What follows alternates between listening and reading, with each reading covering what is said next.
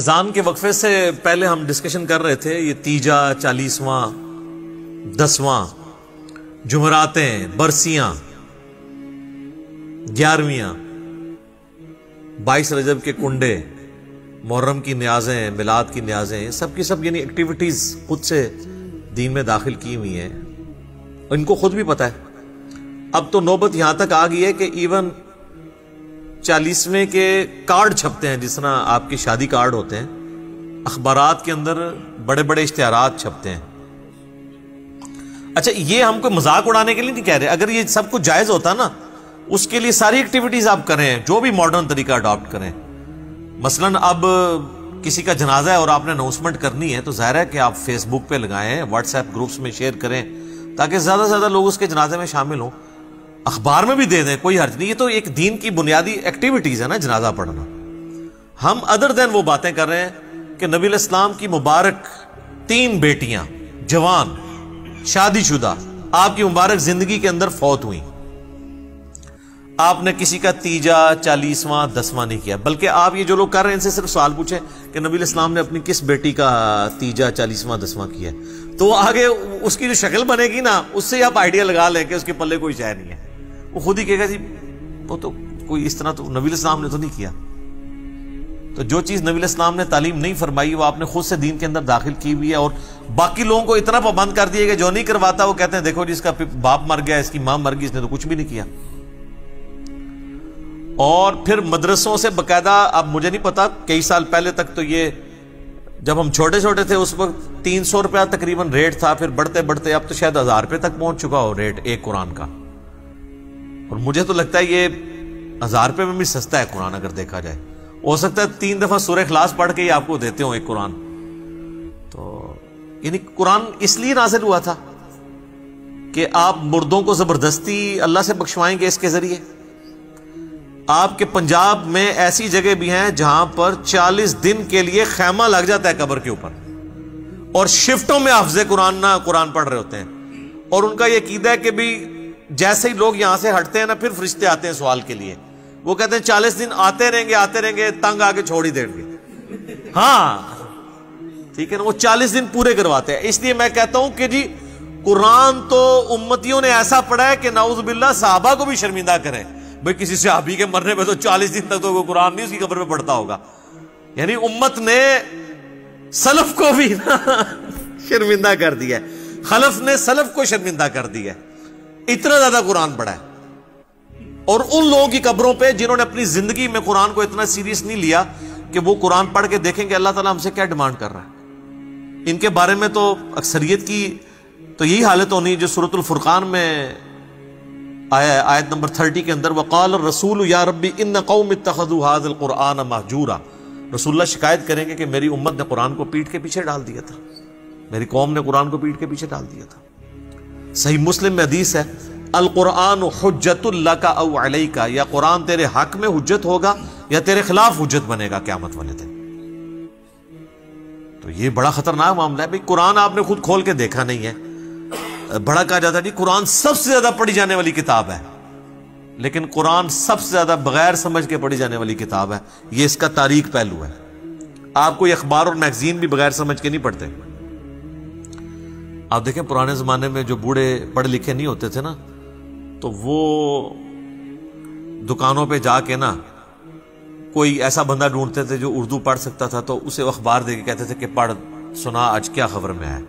لیکن وہ جن بابوں کو آپ یاد کرتے ہیں نا، ان بابوں کے بارے میں آپ کو یہ کبھی نہیں ملے گا کہ انہوں نے کبھی قرآن پکڑ کے مولوی کو دیا ہو کہ پڑھ بتا مجھے بتا اللہ نے کیا لکھا ہے۔ بزرگ ساڈے ماشاءاللہ جتنے بڑے پرہیزگار سے سانو پتہ ہے، لوگ ویسے بزرگوں کو یاد کر کر کے روتے ہیں۔ اسلام نے جتنا اچھا دور یہ دیکھا ہے نا صحابہ، تابعین، تبع تابعین کے بعد، پچھلی 1000 سال تاریخ میں اسلام پہ اتنا اچھا دور نہیں آیا کہ ہر بچے کے موبائل میں قرآن بخاری مسلم ترجمے کے ساتھ موجود ہے۔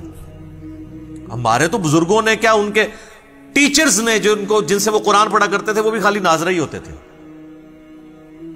ان کو پتہ ہی نہیں تھا کہ قرآن کے اندر کیا لکھا ہوا۔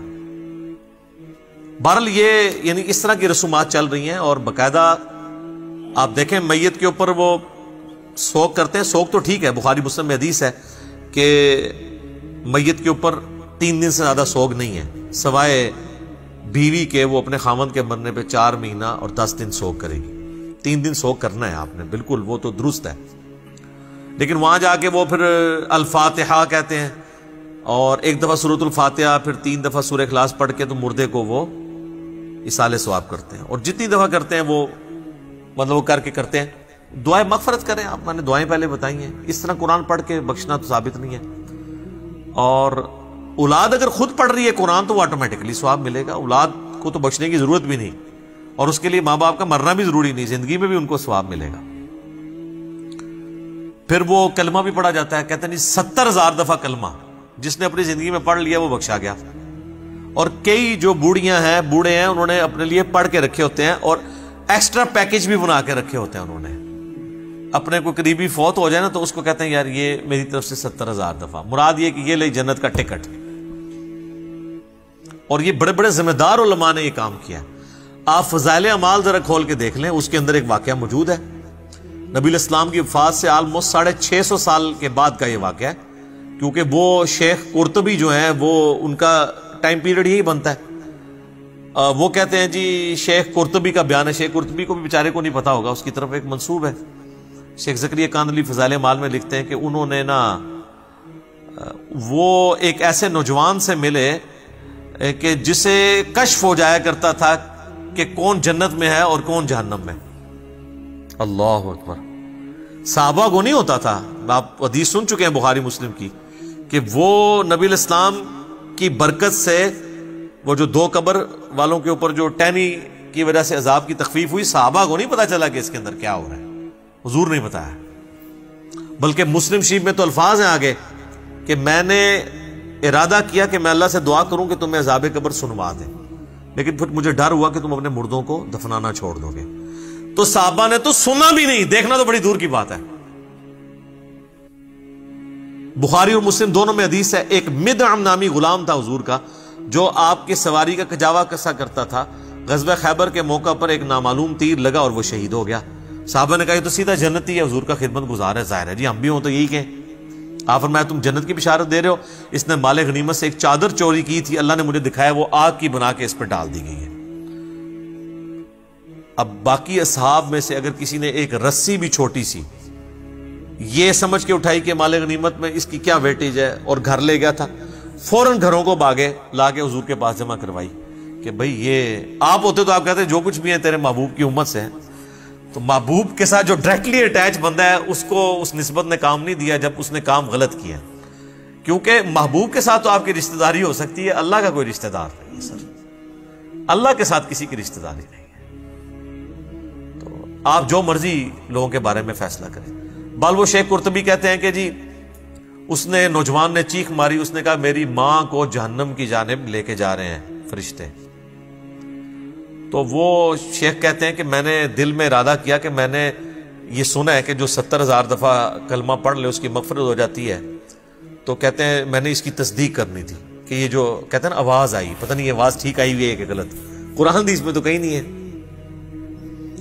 تو کہتے ہیں میں نے دل میں نا وہ 70,000 دفعہ کلمہ پڑھا ہوا TCS کروا دیا کوریئر سروس کے تھرو, اور دل میں نے نیت کی کہ میں اس کی ماں کو بخشتا ہوں.